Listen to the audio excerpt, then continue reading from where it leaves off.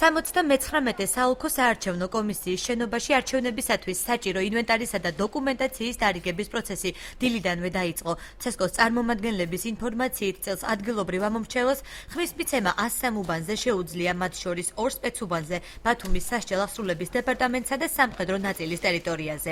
საათიდან მიმდინარეობს საუბნო საარჩევნო კომისიებისათვის ბიულეტენებისა და საჭირო დოკუმენტაციის გადაცემა. შეეხება მოქალაქეებთან დაკავშირებით უკვე სიაშვილეების ვადა მოგესალმება დამოწურულია, შესაბამისად მათი განცხადებების რაოდენობა იკლო ერთ პერიოდში და დღესდღეობით არც ერთ განცხადება არ შემოსულა. ბათუმის 66-ე საარჩევნო უბანზე უკვე 2 დარღვევა დაფიქსირდა.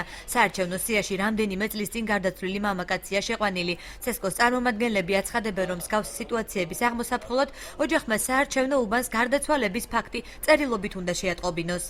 უნდა მოიტანოს მისმა ოჯახის წევრმა განცხადებით შემოვიდეს, რომ მისი დედა, მამა, რავი, ყველა კარგად უმყოფოს ყველას და ამ განცხადების საფუძველზე მე საოლქოს უგზავნი ამ დამადასტურებელი მისი პირადობით გარდაცვალების მოწმობის ქსეროას. აქედან გამომდინარე უკვე მოიხსნება საბოლოო ვერსიაში. ხმის მიცემასთან დაკავშირებით პრობლემა დამოუკიდებელი მაჟორიტარი დეპუტატობის კანდიდატის ირაკლი ჩალამბერიძის დედასაც შეექმნა, რომელიც არჩევნებზე სასურველი კანდიდატისათვის ხმის მიცემას ახალი დამისამართების გამო ვერ ახერხებს. ქალბატონის სიაში ძველი ამ დროისათვის არარსებული მისამართითაა შეყვანილი. ჩალამბერიძემ რამდენიმე დღის წინ იუსტიციის სამინისტროსაც მიმართა, სადაც შეცდომა ამ დრომდე ვერ აღმოფხვრეს.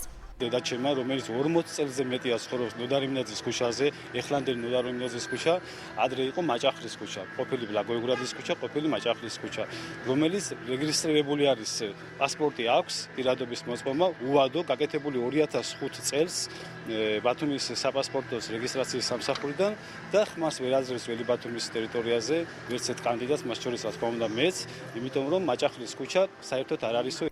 ბათუმის 66-ე საარჩევნო უბნის თავმჯდომარის განმარტებით, ახალი მისამართებით გამოწვეული პრობლემის მოსაგვარებლად ახალი პირადობის აღებაა საჭირო. იუსტიციის სამინისტროს თუ რაც ქვია